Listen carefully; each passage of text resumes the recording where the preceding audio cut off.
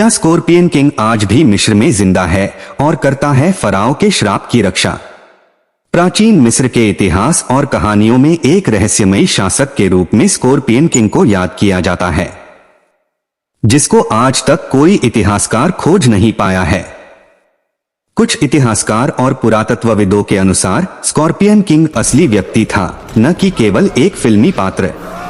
Scorpion king का उल्लेख मिस्र के पूर्व राजवंशीय काल में लगभग 3200 ईसा पूर्व में मिलता है। इसका नाम स्कॉर्पियन यानी बिच्छू इसलिए पड़ा क्योंकि उस समय लेखन प्रणाली चित्रलिपि थी और उसके नाम का चिन्ह बिच्छू जैसा था। वह कोई राजघराने में नहीं जन्मा था। उसका बचपन धूल भरे गांव में बीता, जहां उसने अपनी मां को खेत जोतते देखा और पिता को युद्ध में मरते देखा। तभी से उसने कसम खा ली, मैं एक ऐसा राजा बनूंगा जो लोगों को जोड़ता है, मिटाता नहीं। कहा जाता है कि एक दिन उसे एक सपना आया जिसमें एक बिच्छू नील नदी के ऊपर चढ़कर पूरे मिस्र को अपनी पूंछ से छू रहा था। उसी दिन से उसने अपने शरीर पर बिच्छू का चिन्ह गुदवा लिया। लोग मानते थे ये साधारण मनुष्य नहीं, कोई देवता का दूत है। स्कॉर्पियन किंग राजा नार्मर से ठीक पहले आया था। माना जाता है कि स्कॉर्पियन किंग ने नील नदी के आसपास के क्षेत्रों को एक करने की कोशिश की थी। मिस्र में स्कॉर्पियन मेसहेड नामक एक पुरातात्विक वस्तु मिली है जिसमें राजा को खेती करते हुए दिखाया गया है। यह दर्शाता है कि वह कृषि और समाज सुधार में रुचि रखता था।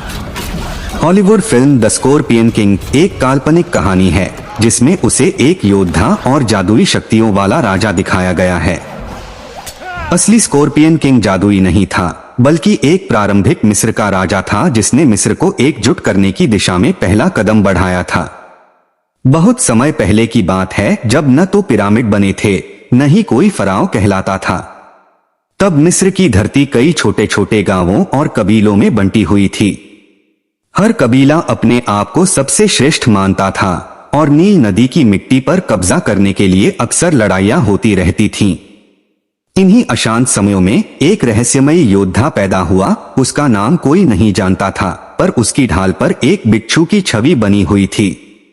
लोग उसे बिच्छू राजा यानी स्कॉर्पियन किंग कहने लगे। वह लंबा, सख्त और चुप रहने वाला योद्धा था, पर उसकी आंखों में कुछ अलग सपना था। वह सपना था जो था एकजुट मिस्र का। उसने देखा था कि अगर सब कबीले एक साथ आए तो वे सिर्फ एक नदी के किनारे रहने वाले लोग नहीं रहेंगे, वे एक महान सभ्यता बन सकते हैं। स्कॉर्पियन किंग तलवार से नहीं, दिमाग से लड़ता था। वह कबीलों से लड़ने की बजाय उन्हें संधि और विवेक से साथ लाने लगा। जो नहीं माने उनसे युद्ध में जीत हासिल की, पर उन पर अत्याचार नहीं किया। उसने कई गांवों में नहरें खुदवाई, खेती सिखाई और व्यवस्था बनाई। धीरे धीरे नील की धरती पर उसका नाम फैल गया। कुछ उसे ईश्वर का दूत मानने लगे तो कुछ कहते कि वह खुद देवता का अवतार है, क्योंकि उसके झंडे पर बिच्छू था जो एक रहस्यमय चिन्ह था। कहा जाता है कि स्कॉर्पियन किंग की मृत्यु एक युद्ध में हुई थी, लेकिन उसकी कब्र कभी नहीं मिली। कुछ कहते हैं वह राजा नार्मर के समय तक जीवित रहा और मिस्र को एकजुट करने में उसकी सहायता की। उसकी मृत्यु के बाद भी उसके नाम की गूंज सदियों तक चलती रही। आज भी जब पुरातत्वविद मिस्र की प्राचीन मिट्टी को खोदते हैं और स्कॉर्पियन मेसहेड जैसे प्रमाण पाते हैं तो उन्हें एहसास होता है। कहा जाता है कि राजा नार्मर, जो मिस्र का पहला एकीकृत फराओ बना, उसी स्कॉर्पियन किंग की राह पर चला। कुछ किंवदंतियां कहती हैं कि नार्मर ने उसे हराकर सत्ता ली, तो कुछ कहती हैं कि स्कॉर्पियन किंग ने नार्मर को गद्दी सौंपी ताकि मिस्र एक हो सके। कोई नहीं जानता कि वह कहाँ गया। कुछ कहते हैं उसकी समाधि रेगिस्तान में कहीं छिपी है। कुछ मानते हैं कि वह देवता में विलीन हो गया। लेकिन आज भी जब रेगिस्तान में तेज हवाएं चलती हैं, बुजुर्ग मिस्री कहते हैं ये बिच्छू राजा की आत्मा है जो मिस्र की रक्षा कर रही है। आप स्कॉर्पियन किंग के बारे में कुछ जानते हो तो कमेंट में जरूर बताइएगा।